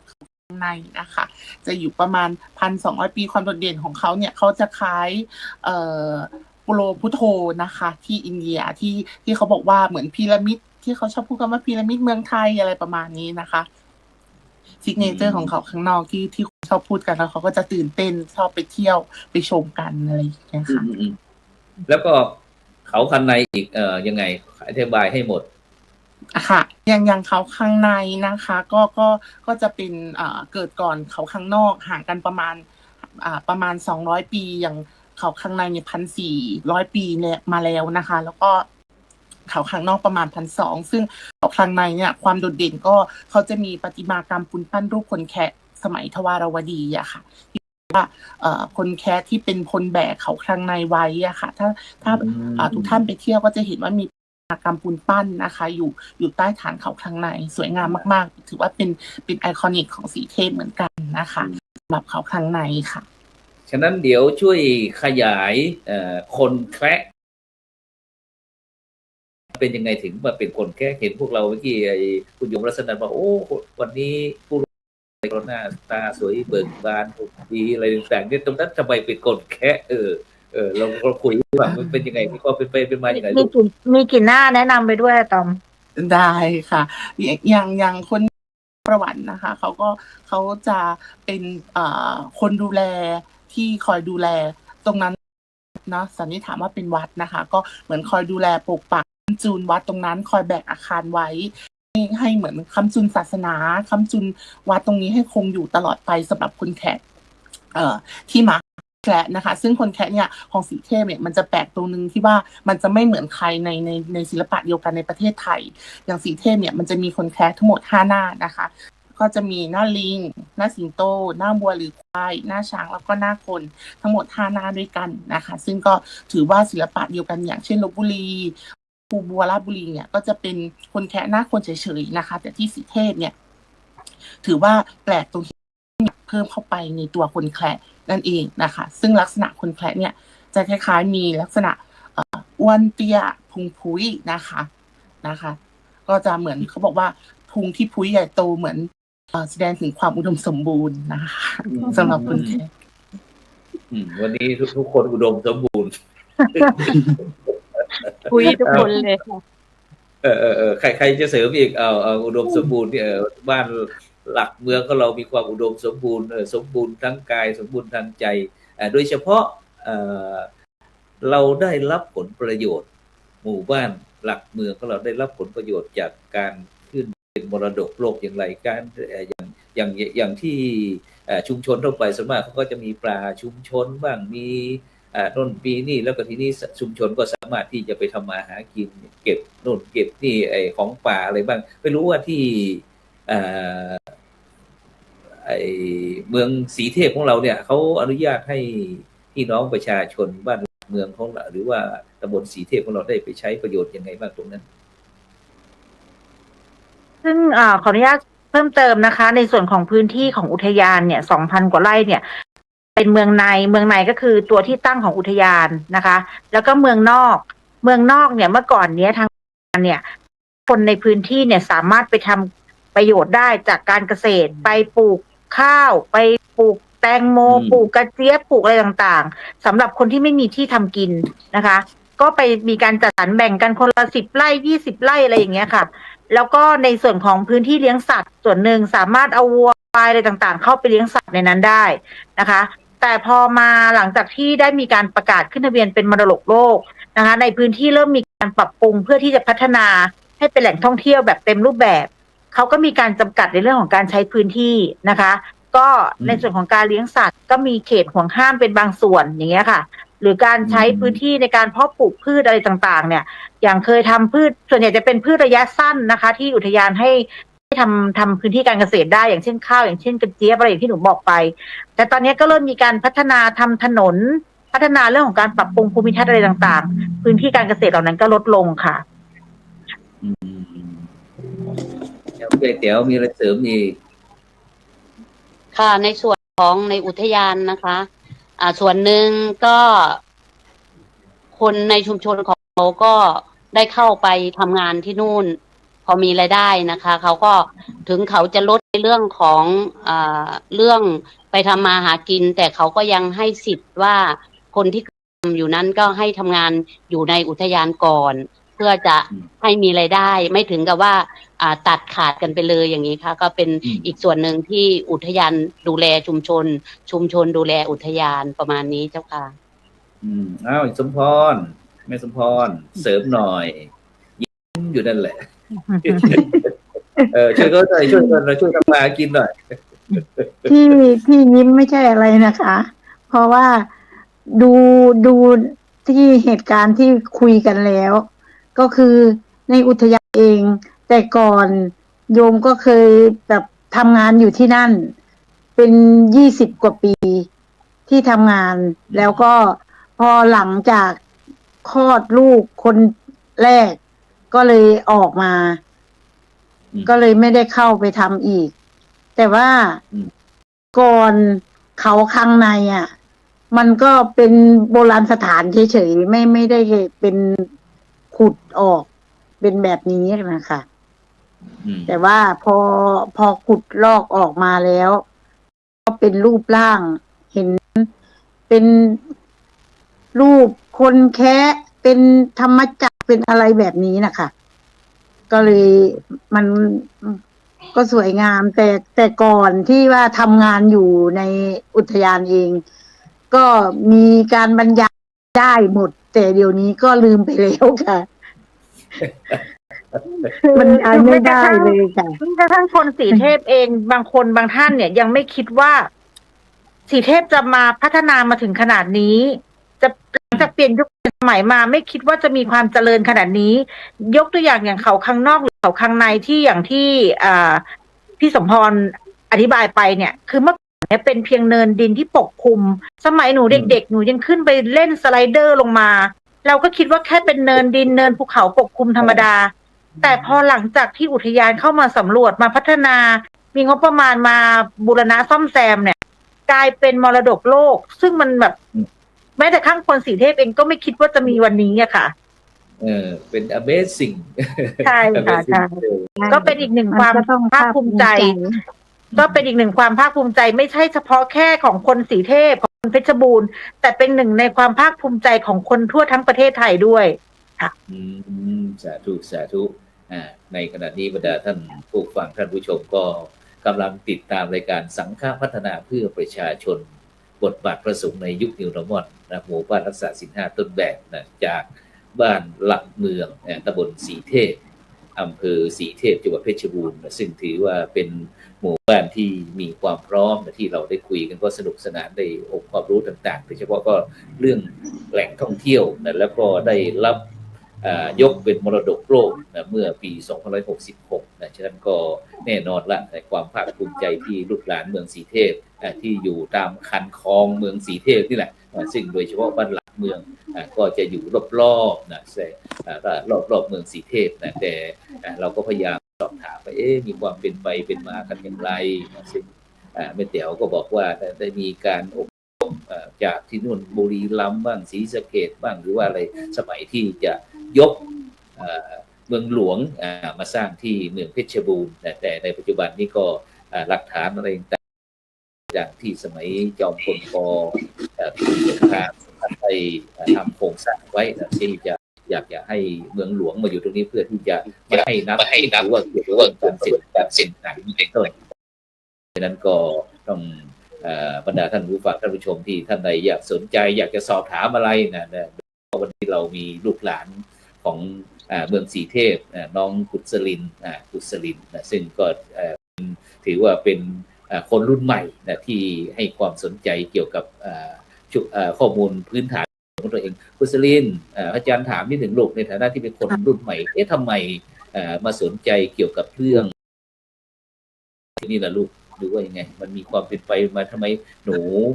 เป็นคนกับชาติมาเกิดหรือมีความรู้พื้นฐานเนี่ยมันสนใจยังไงลูกเมื่อแต่เด็กเลยเคยมีความสนใจไหมหรือว่าแม่สมพรบังคับให้อ่านให้เรียนให้จำเงี้ยหรือเปล่าโอ้ไงค่ะก็จริงๆแล้วคือตั้งแต่เกิดมาก็เหมือนอยู่คู่กับเมืองโบราณมาตั้งแต่เด็กนะคะก็อย่างน้อยคือมันจะมีความสนใจมากกว่าคนที่อยู่นอกพื้นที่เป็นปกติอยู่แล้วนะคะตั้งแต่เด็กก็จะเห็นว่ามีป้ายบอกอุทยานประวัติศาสตร์สีเทพแล้วก็จะเห็นแล้วว่าตรงนี้มันคืออะไรก็ตอนเด็กมันอยู่ใกล้บ้านเราก็จะขี่เข้าไปดูไปเห็นอยู่แล้วว่าตรงนี้โครงกระดูกอันนี้โบราณสถานมันคืออะไรมันคือเหมือนเป็นความเคยชินความในตัวตั้งแต่เด็กแล้วอย่างเงี้ยค่ะแล้วก็พอโตมาก็เริ่มศึกษาขึ้นมาเรื่อยๆแล้วก็ได้เรียนเกี่ยวกับในเรื่องของการให้ข้อมูลการประชาสัมพันธ์อย่างเงี้ยค่ะก็พอเราเรียนจบมารู้สึกว่ามันสอดคล้องกับสิ่งที่เราเรียนมาอย่างเงี้ยค่ะก็ได้มีโอกาสเข้ามาสมัครงานนี้ได้ทำงานตรงนี้ค่ะใช่แล้วคนหนุ่มคนสาวคนรุ่นใหม่ลูกมีความคิดยังไงเกี่ยวกับเมืองสีเทพที่ในฐานะที่เราเป็นบ้านหลักเมืองก็คือเราจะอยู่รอบๆนอกคันคูคันน้ำคันคูนั่นนะเพื่อนเรามีความสนใจบ้างไหมในหมู่บ้านของเราทั้งบ้านยายแต๋วแล้วก็บ้านหมู่ทั้งหมู่ทุกหมู่นั่นแหละในตำบลสีเทพเราเนี่ยเขาเพื่อนเรามันว่าใหญ่บ้าคนนี้มันสนใจแต่เรื่องโบราณอะไรเงี้ยคนอื่นเขาสนใจบ้างไหมค่ะก็จริงๆก็เคยสอบถามเพื่อนนะคะเพื่อนบางคนอยากเป็นเขาเรียกว่าเป็นนักประวัติศาสตร์นักโบราณคดีก็มีเยอะนะคะตอนเด็กๆนะคะแต่เหมือนโตขึ้นมาต่างคนมันก็เริ่มเปลี่ยนความคิดต่างไปสำหรับเพื่อนที่เคยได้เล่นด้วยกันมาตั้งแต่เด็กนะคะใช่เหมือนเมืองโบราณสีมันก็มีเสน่ห์ของเขาไปอีกอย่างนึงอย่างเงี้ยค่ะสำหรับเพื่อนๆแล้วเขาก็ยังมีความสนใจนะคะพอเหมือนได้ขึ้นทะเบียนเป็นมรดกโลกบางคนที่เขาได้ไปอยู่กรุงเทพเขาก็ยังอยากกลับมาทั้งที่เขาก็เห็นตั้งแต่เด็กอยู่แล้วอะไรอย่างเงี้ยค่ะใช่สาธุฉะนั้นก็บรรดาท่านผู้ฟังท่านผู้ชมก็สามารถส่งข้อความมาทางอินบ็อกซ์ได้นะซึ่งโดยเฉพาะวันนี้เป็นบ้านหลักเมืองนะเป็นลูกหลานของเมืองสีเทพนี่แหละจะไม่รู้แต่จะกี่รอบคนมาแล้วนะคนเราก็ประมาณสัก 6-70 ปีแต่นี่เป็นเกือบ 2,000 ปีนะซึ่งก็วิวัฒนาการมาอย่างที่บรรดาท่านผู้ฟังท่านผู้ชมเห็นนี่แหละนะซึ่งโดยเฉพาะปีนี้ก็ได้การรับคัดเลือกนะจากผู้ว่าราชการจังหวัด เพชรบูรณ์ท่านสลันยูมีทองคำพร้อมทั้งคณะสงฆ์จังหวัดเพชรบูรณ์ให้คัดเลือกเป็นหมู่บ้านหลักเมืองเนี่ยเป็นหมู่บ้านรักษาศีล 5ต้นแบบที่แล้วมีความสนใจที่สามารถนำหลักศีลหลักธรรมมาประยุกต์ใช้ที่เกิดความสุขแบบยั่งยืนในชุมชนในหมู่บ้านหลักเมืองดังนั้นเราจะไปที่กำนันอ้อก็แล้วทีนี้เราจะมาลงที่หมู่บ้านรักษาศีล 5แล้วเมื่อกี้เราคุยในภาพรวมของเมืองศรีเทพเป็นความภาคภูมิใจเป็นมรดกโลกไปแล้วฉะนั้นก็อย่างที่ยายแต๋วเป็นเด็กๆก็เคยวิ่งเล่นอะไรไม่เป็นกองจอมปลวกอะไรต่างไม่เคยคิดว่าเป็นแบบนี้ในปัจจุบันนี้แต่ละประการค้นพบหรือว่าการทำรูปบำรุงจากกรมศิลปากรมรดกโลกว่าโอ้โหที่นู่นที่นี่แต่ก็รอการพิสูจน์อยู่นะถ้าบรรดาท่านผู้ฟังท่านผู้ชมอยากจะไปก็ติดต่อทั้งกำนันอ้อผู้ใหญ่แต๋วหรือแม่สมพรหรือว่าน้องกุศลินก็ได้นะอาจจะได้เครดิตพิเศษแล้วก็บอกว่าเป็น FC จากช่องทำมาเป็นทีมนะใช่ไหมกำนันอ้อ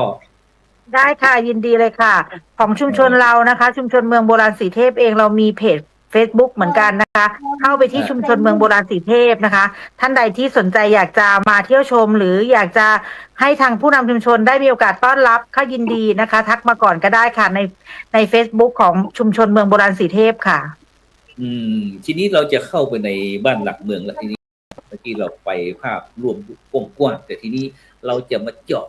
เห็นว่าบ้านเมืองมันมีอะไรดีถึงได้รับการคัดเลือกเป็นหมู่บ้านรักษาศีล 5ต้นแบบกำนันอ้อคิดว่าหมู่บ้านตัวเองทำไมได้รับการคัดเลือกเนี่ยมันดีตรงไหนเห็นอะไรดีๆในบ้านหลักเมืองจากการที่ตัวเองเนี่ยหนูเองเนี่ยได้มีโอกาสนะคะได้เป็นผู้นำชุมชน13 ปีกับการพัฒนาชุมชนบ้านหลักเมืองนะคะอันดับแรกคือหัวใจหลักสำคัญของการพัฒนาคนในชุมชนเลยก็คือความรักสามัคคีนะคะคนในชุมชนของหนูมีกระบวนการมีส่วนร่วมเยอะมากนะคะเพราะทุกคนเราเนี่ยเหมือนกลุ่มผู้กลุ่มที่อยู่ในหมู่บ้านเนี่ยส่วนใหญ่แล้วจะเป็นพี่น้องกันทั้งนั้นนะคะมีอยู่ไม่กี่ตระกูลมีอยู่นามสกุลหลักๆนะคะที่มีการอพยพมาตั้งถิ่นฐานแล้วส่วนใหญ่ก็จะเป็นพี่น้องโยงไปโยงกันมาก็คือเป็นเครือญาติกันทั้งหมดนะคะเพราะฉะนั้นแล้วการพูดคุยหรือการเชื่อมโยงกิจกรรมต่างการประสานงานต่างๆหรือการแม้แต่กระทั่งการพัฒนาคนในชุมชนเนี่ยก็คือเราอาศัยความรักความดีนะคะมาจากญาติพี่น้องก่อนนะคะก็มีอะไรก็บอกกันง่ายเรียกกันทำกิจกรรมก็ออกมาช่วยกันคนละกลุ่มคนละคุ้มคนละพี่น้องคนละญาติกันอะไรเงี้ยค่ะก็อันดับแรกก็คือความรักความสามัคคีของคนในชุมชนค่ะคือหัวใจหลักในการพัฒนาค่ะแล้วก็ยายแต๋วยายแต๋วเสริมหน่อยมีอะไรดีบ้างขอเสริมท่านกำนันนะคะพื้นที่บ้านหลักเมืองหมู่13สวยงามนะคะติดกับริมบึง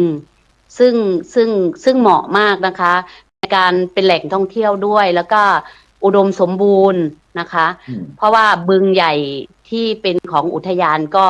ติดบ้านหลักเมืองตั้งแต่ทางเข้าจนถึงทางออกคือสวยงามมากภูมิทัศน์ก็สวยเหมาะสำหรับที่จะทำเป็นถนนคนเดินซึ่งทางท่านกำนันเองก็ทำกิจกรรมในเรื่องถนนข้าวต้มมัดในช่วงสงกรานต์สวยงามมากพื้นที่ก็เหมาะนะคะความรักความสามัคคีกันก็เหมาะแล้วก็พื้นที่สวยงามมากค่ะยอมรับว่าพื้นที่บ้านหลักเมืองเนี่ยสวยมากอยู่ติดคลองอยู่ติดบึงนะคะซึ่งเป็นแหล่งอาหารคนในชุมชนด้วยนะเจ้าคะบริเวณหนึ่งก็จะจำกัดเป็นเขตอภัยทานก็คือห้ามจับสัตว์เราจะไปไว้หน้าวัดเป็นเพื่อให้มันขยายพันธุ์แต่อีกส่วนหนึ่งที่จำกัดไว้ก็คือให้ชาวบ้านได้ตกเบ็ดหากินตามพอประมาณนะคะแต่อย่าหาไปขายก็คือให้ครอบครัวได้มีอาหารในส่วนตรงนั้นนะคะก็เหมาะมากเลยเจ้าค่ะสาธุเมื่อกี้เราได้พูดถึงเรื่องความรักความสามัคคีแต่ทีนี้อย่างไรท่านหลายคนโดยเฉพาะไม่ว่าจะเป็นเรื่องภาษาเรื่องอาหารเรื่องคำพูดอะไรคำจาอะไรต่างๆนี่นะซึ่งเป็นอัตลักษณ์ โดยเฉพาะถ้าเป็นอัตลักษณ์ของบ้านหลักเมืองเราเนี่ยอย่างเห็นบอกว่ามีไทยโยนหรือว่าไทยโยนนกอะไรต่างๆเนี่ยโดยเฉพาะเขาเราจะรู้เลยว่าพี่น้องทางฝั่งโขงโน้นนี่นะอาจจะมีจารีตประเพณีวัฒนธรรมที่เป็นของบ้านเราในซึ่งฐานะว่าใกล้ชิดของเมืองสีเทพนะมันมีการวิวัฒนาการมาถึงยุคเราเนี่ยอะไรที่มันเป็นอัตลักษณ์ของหมู่บ้านเราในส่วนของจริงๆแล้วในส่วนของบ้านหลักเมืองอย่างที่บอกว่าเดิมเป็นชุมชนบึงนาจาร3 หมู่บ้านมีการอพยพมาจากหลายถิ่นนะคะอย่างกลุ่มไทยพวนเนี่ยเขาก็จะมีวิถีชีวิตความเป็นอยู่ของเขาอีกแบบหนึ่งการใช้ภาษาถิ่นซึ่งเขายังคงใช้ภาษาไทยพวนซึ่งหนูก็พูดไม่เป็นเนาะถ้ามีภาษาไทยเบิ้งที่มาจากกลุ่มทางโคราชก็อีกกลุ่มหนึ่งแล้วก็ไทยอีสานที่มาจากอย่างศรีสะเกษบุรีรัมย์อะไรอย่างเงี้ยค่ะแต่ในหลักความเชื่อของที่เอาตามที่แบบพอได้ทราบข้อมูลมาเนี่ยความเชื่อของคนสีเทพเนี่ยมีความเชื่อในเรื่องของพิธีกรรมทางศาสนานะคะมีความเชื่อเช่นการนับถือเจ้าพ่อสีเทพซึ่งเจ้าพ่อสีเทพเนี่ยมีความเชื่อในเรื่องของการเดินทางหรือการออกไปสมัยก่อนเนี่ยเขาเล่ากันนะคะการจะเดินทางออกไปไหนหรือจะไปทำกิจกรรมอะไรให้ประสบความสำเร็จก็จะต้องมาที่ศาลเจ้าพ่อสีเทพเพื่อมาขอพรนะคะขอพรอย่างเช่นบนบานศาลกลางเจ้าพ่อสีเทพขอให้ไปลบกลับมาแล้วชนะไปทำการค้ากลับมาแล้วเจริญรุ่งเรืองอะไรอย่างเงี้ยค่ะก็มาแก้บนมาทำพิธีกรรมมาประกอบพิธีกรรมซึ่งในส่วนของอุทยานส่วนของบ้านหลักเมืองเองเนี่ยเราจะมีการจัดพิธีบวงสรวงเจ้าพ่อสีเทพในวันขึ้น3 ค่ำเดือน3ของทุกปีนะคะแล้วก็มีการนำสิ่งที่ชาวบ้านรวมกันก็คือข้าวต้มมัดนะคะมาถวายเจ้าพ่อสีเทพเพื่อเป็นเครื่องเส้นเครื่องบูชาอะไรต่างๆแล้วก็มีข้าวต้มมัดมีขนมจีนซึ่งบ่งบอกถึงความสามัคคีข้าวต้มมัดรวมกันให้เป็นหนึ่งหมายถึงความสามัคคีของคนในชุมชนนะคะขนมจีนน้ำยานะคะขนมจีนเนี่ยบ่งบอกความที่มีอายุยืนยาวอะไรอย่างเงี้ยค่ะอันนี้ก็เป็นอีกหนึ่งตัวอย่างที่ยกให้ฟังเป็นตัวอย่างนะคะที่แสดงให้เห็นถึงว่าคนในชุมชนเนี่ยมีความเชื่อนะคะมีความศรัทธาในเจ้าพ่อสีเทพแล้วก็มีความเชื่อในเรื่องของการบวงสรวงบูชาเส้นไหว้อะไรต่างๆแล้วก็เอาข้าวต้มมัดเอาขนมจีนเนี่ยมาเป็นเครื่องแสดงความยึดเหนี่ยวจิตใจของคนในชุมชนให้รวมเป็นอันหนึ่งอันเดียวกันค่ะไปที่ยายสมพรยายสมพรเห็นอะไรบ้างจารีตประเพณีที่คุณปู่คุณย่าคุณตาคุณยายของเราที่ได้ทำให้เราได้ประกอบพิธีอะไรต่างๆที่เราพอจำได้นะคุยให้กุศลินเขาฟังหน่อย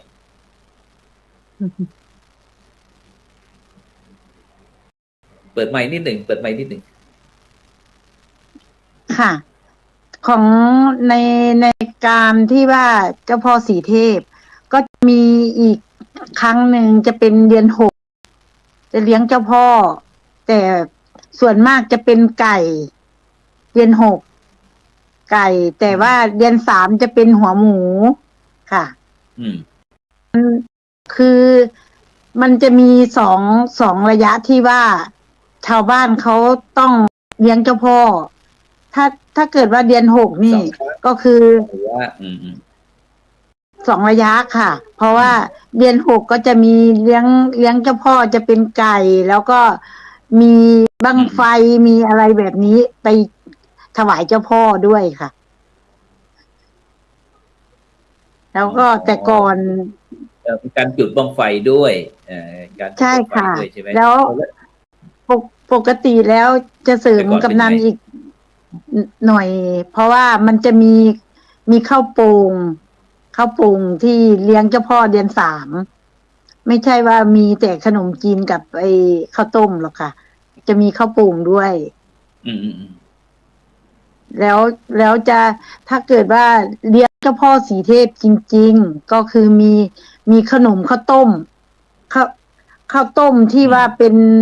ทำไส้ข้างในนี่นะคะจะเป็นข้าวต้มขนมต้มแล้วก็มีข้าวแดกงาแล้วข้าวปูงที่ว่าทำแต่ก่อนเลยนะคะ พอมาเดี๋ยวนี้ก็เลยต้องเปลี่ยน ไปที่ผู้ใหญ่แถวบ้างก็ได้เอาผู้ใหญ่แจ๋วในฐานะเป็นพี่ใหญ่เขาเราได้เห็นอะไรที่ทั้งกำนันอ้อทั้งแม่สมพรได้คุยฟังเราอยากจะเสริมเรื่องจารีตประเพณีโดยเฉพาะเรื่องการประกอบสมมาอาชีพอย่างที่เมื่อกี้สมมติว่าถ้าเราทำไร่ทำนาเสร็จทำไร่ไม่เสร็จนี่ยังมีความเชื่อเกี่ยวกับเรื่องเจ้าที่เจ้าทางมีเห็นว่ามีการเลี้ยงด้วยใช่ไหมค่ะก็มีการเลี้ยงเจ้าพ่อถ้าเป็นทางอีสานหรือทางโคราชบ้านตัวฉันเองก็คือเลี้ยงพ่อใหญ่จ้ำก่อนลงไร่ลงนาเพื่อขอพรขอฟ้าขอฝนให้ถูกต้องตามฤดูกาลอันนี้เป็นประเพณีของโบราณมาตั้งแต่สมัยพ่อแม่เราทีนี้ก็เหมือนเลี้ยงเจ้าพ่ออย่างนี้แหละค่ะก่อนลงไร่ลงนาก็คือเดือน6พอเลี้ยงเสร็จก็ลงหว่านข้าวกันนะคะตรงนี้ก็เป็นประเพณีหนึ่งที่ชาวบ้านทำมาตลอดนะคะก็ยึดเหนี่ยวจิตใจก็ยังคงไว้สืบทอดชั่วลูกชั่วหลานอยู่ค่ะทีนี้อาหารแม่แต๋วเห็นว่าฝีมือมีการทำอาหารอาหารของพี่น้องหลักเมืองก็เราถ้าไปหลักเมืองไม่ต้องกินอันนี้มันมีอะไรบ้างของดีเมืองหลักเมืองเลยของทีบ้านหลักเมืองเหรอคะก็จะมีข้าวห่อใบบัวก็อร่อยนะเจ้าค่ะข้าวห่อใบบัวนะคะคุยฟังยังไงขนมใบบัวอาหารข้าวห่อใบบัวโบราณฟังหน่อยวันนี้พระครูโสพลควรชิมเจ้าค่ะข้าวห่อมาตั้งแต่โบราณเลยก็เริ่มทำกันมาก็จะเป็นเหมือนสมัยก่อนเวลาไปเลี้ยงวัวเลี้ยงควายเราก็จะไม่มีถุงพลาสติกหรือปิ่นโตนะคะก็จะใช้พวกใบบัวใบตองห่อไปกินตามท้องไร่ท้องนาก็จะยึดตรงนั้นขึ้นมาแล้วก็นำขึ้นมาสืบทอดนะคะโดยชุมชนบ้านหลักเมืองก็มาดัดแปลงเป็นข้าวห่อใบบัวชาววังโดยทำแบบเป็นผัดเป็นอะไรขึ้นมาอีกแบบนึงค่ะเป็นข้าวห่อใบบัวโบราณด้วยข้าวห่อใบบัวชาววังด้วยก็อยากเชิญชวนให้มาฉันมาทานนะคะสำหรับนักท่องเที่ยวมาชิมนะคะแต่ข้าวห่อใบบัวของเราเนี่ยมีกิมมิคเราใช้ใบบัว 2,000 ปีที่บริเวณคูเมืองรอบอุทยานนะคะไม่แบบที่อื่นนะคะเอาที่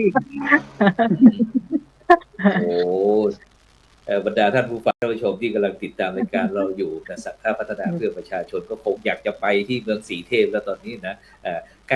99.9 คงอยากจะไปแล้วเพราะว่าวันนี้บ้านหลักเมืองเขามาโฆษณาเสียเหลือเกินของเขาจริงนั่นแหละเขาถึงได้ถ่ายทอดมาในรายการของเราดังนั้นเราจะไปที่กุศลินก็แล้วกันในฐานะที่เป็นคนรุ่นใหม่ตอนนี้หนูได้ทำงานอยู่ที่นั่นเดือนละสัก10,000 20,000 30,000ก็แล้วแต่ที่นี้เขาจะให้50,000เนี่ยให้หนูไปทำงานออกนอกพื้นที่บ้านหลักเมืองเนี่ยเมืองสีเทพหนูจะเอาเปล่าไปไหมลูกไปไหมกุศลินไปค่ะไม่เกี่ยวเงินแต่อาจจะไปเลยงั้นก็ถ้าไปนี่โอ้โหแล้วใครจะมาดูแลล่ะลูกที่บ้านหลักเมืองที่สีเทพของเราอาจจะไปขออนุญาตไปศึกษาเรียนรู้นอกพื้นที่อาจจะนำมาปรับใช้ในบ้านอะไรอย่างนี้ค่ะไปหาประสบการณ์เพื่อที่จะมาพัฒนาต่อยอดใช่ไหมอาจารย์ว่ากุศลินเราเห็นแก่เงินเดือน50,000หรือเปล่าที่จะไปเป็นหลักเมืองเหรออย่างเงี้ยอาจารย์อยากจะถามอย่างเงี้ยไอ้กุศลินไปบอกว่าไปเพื่อที่จะไปเรียนหมายความว่าถ้าพูดอย่างนี้แม้แต่กำนันอ้อก็เช่นเดียวกันใช่ไหมเห็นว่าจบแล้วก็ไม่ไปไหนมาทำงานในฐานะไปที่ไหนเพราะอะไรถึงมีความผูกพันอะไรกับบ้านหลังหรือบ้านตัวนี้ในส่วนของตัวดิฉันเองนะคะซึ่งเดิมเนี่ยหนูเรียนจบปริญญาตรีแล้วก็เรียนต่อปริญญาโทจบในสาขารัฐประศาสนศาสตร์นะคะเราหลังจากจบมาเนี่ยเดิมก่อนหน้านี้พ่อเป็นผู้ใหญ่บ้านอยู่นะแล้วก็ด้วยความที่ไม่ให้ไปทำงานที่อื่นก็เหมือนพอพ่อออกจากผู้ใหญ่บ้านปุ๊บก็ให้เรากลับมาพัฒนาหมู่บ้านก็เลยมีโอกาสนะคะก่อนที่ทำเป็นผู้ใหญ่บ้านเป็นกำนันเนี่ย มีโอกาสได้ทำงานอยู่ในส่วนของท้องถิ่นกับทีมบริหารนะคะ ก็สาขาที่จบมาก็เกี่ยวกับการเมืองการปกครอง ก็อยากจะเอาวิชาความรู้ที่ได้นี่แหละค่ะบวกกับด้วยความที่ลูกสาวคนเดียวด้วยอยากกลับมาอยู่บ้านมาพัฒนาเห็นพ่อทำงาน คือปกติแล้วพ่อทำงานแค่โดยตำแหน่งแต่การทำงานเนี่ยจะเป็นเราซะส่วนใหญ่ เราก็มีโอกาสได้คุกคีได้สัมผัสกับคนในชุมชนนะคะ ก็เหมือนอย่างน้องกุศลินว่านะคือเราเห็นหรือซึมซับมาตั้งแต่เด็กเนี้ยเราก็เปิดเป็นการปลูกฝังตั้งแต่เด็กๆมาได้รับรู้มาแบบนี้ได้ถ่ายทอดได้รับการถ่ายทอดมาแบบนี้ มันก็เลยให้เรามีความรักและก็ห่วงแหนในชุมชนของเราเลยอยากจะมาพัฒนาแล้วก็มีเครือข่ายมีผู้นำที่สามารถพูดคุยกันเข้า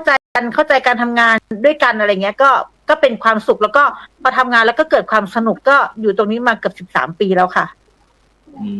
สาธุถือว่าเป็นกันจริงกับบ้านหลักเมืองนะซึ่งก็ถือว่าเป็นผู้ที่ได้มีส่วนร่วมในการพัฒนาตั้งแต่รุ่นคุณพ่อคุณแม่อะไรเป็นต้นก็เลยมีความผูกพันในการที่พัฒนาต่อยอดจากผลงานของท่านนะฉะนั้นตรงนี้ก็เป็นอีก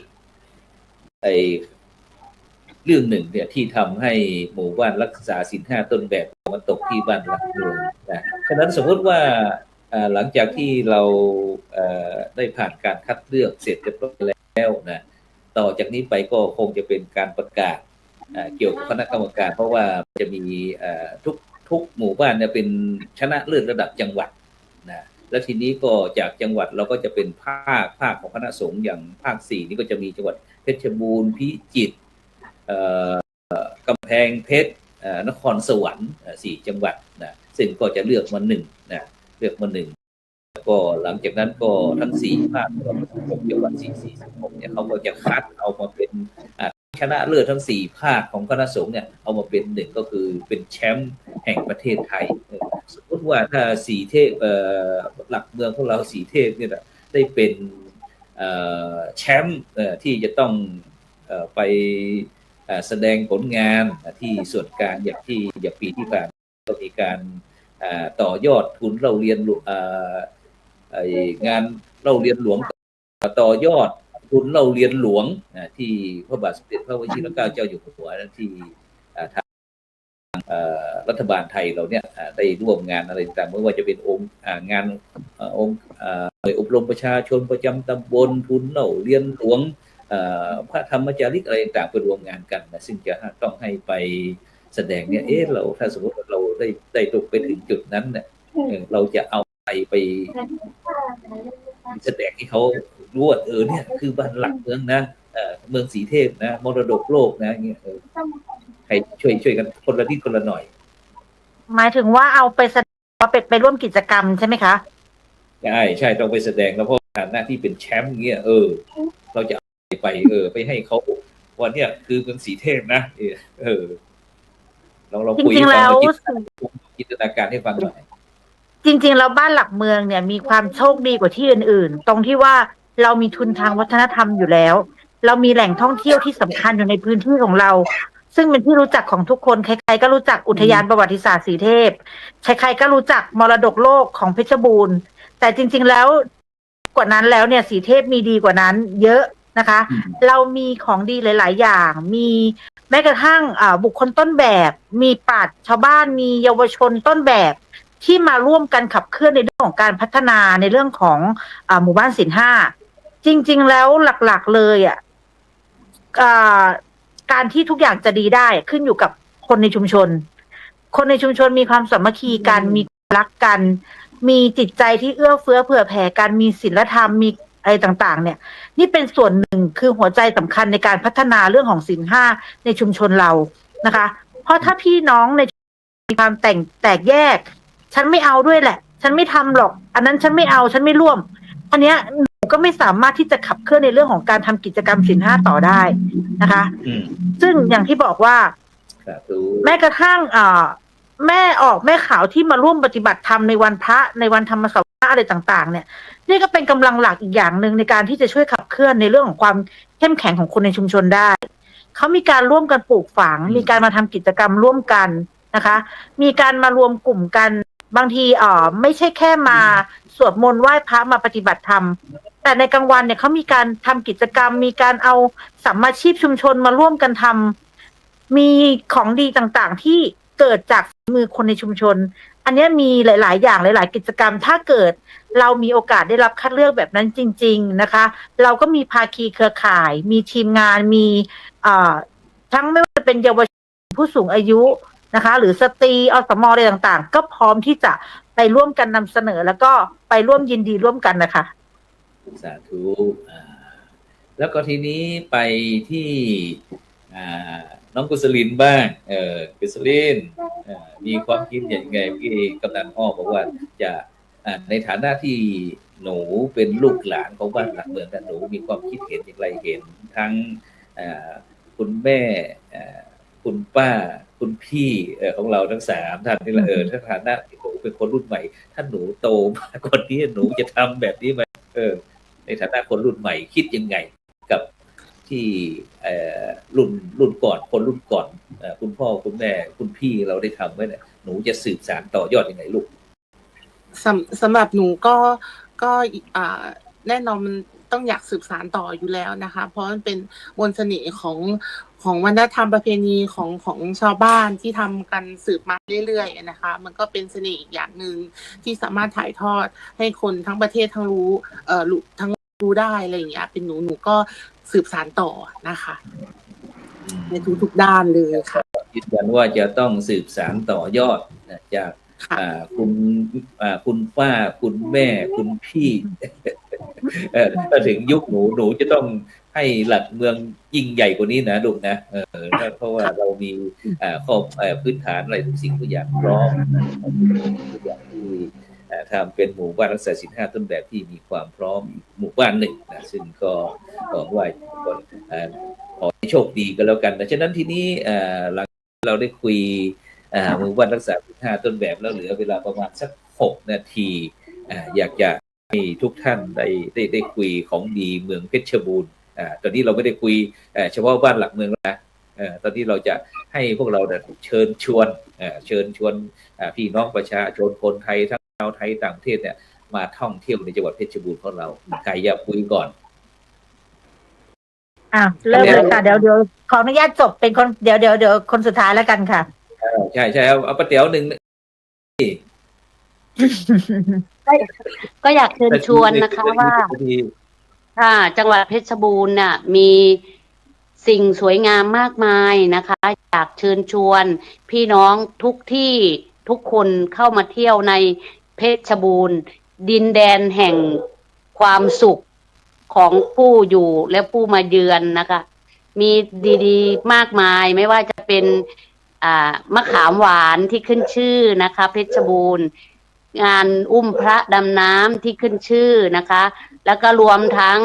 สีเทพเมืองมรดกโลกด้วยนะคะมาเที่ยวเพชรบูรณ์แล้วก็มาเที่ยวเมืองมรดกโลกด้วยค่ะ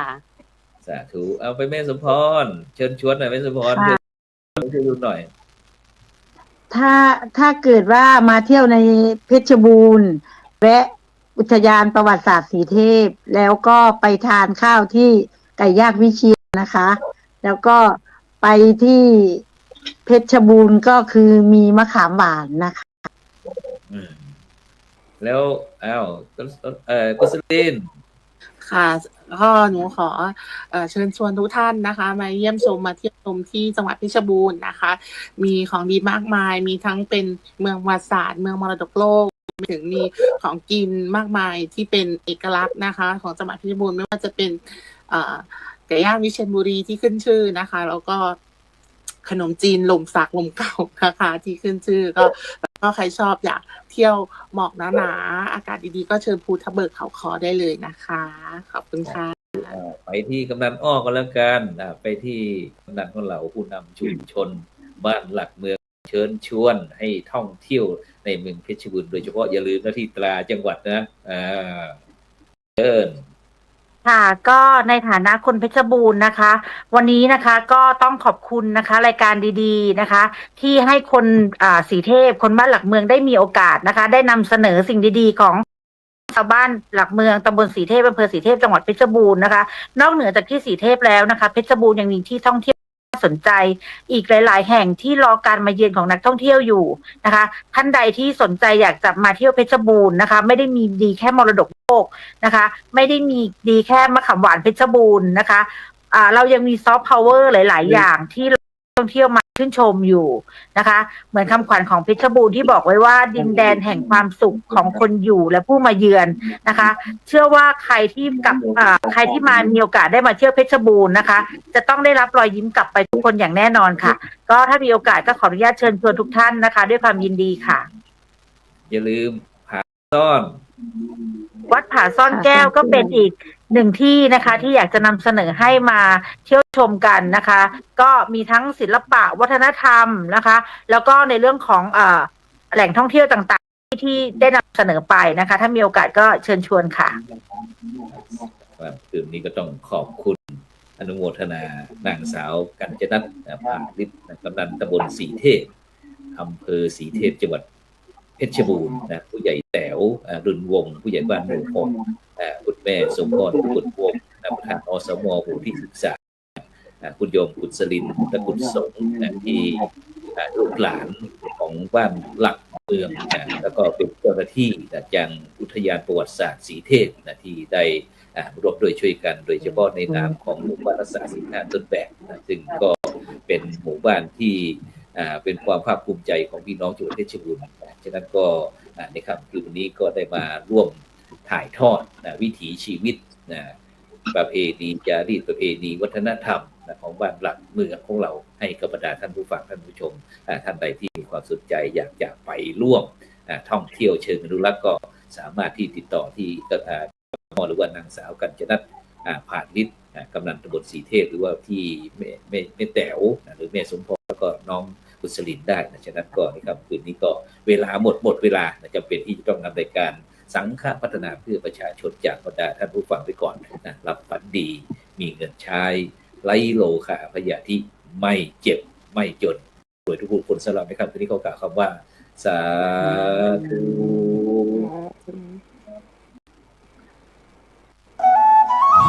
กาเมมุสาสุราเม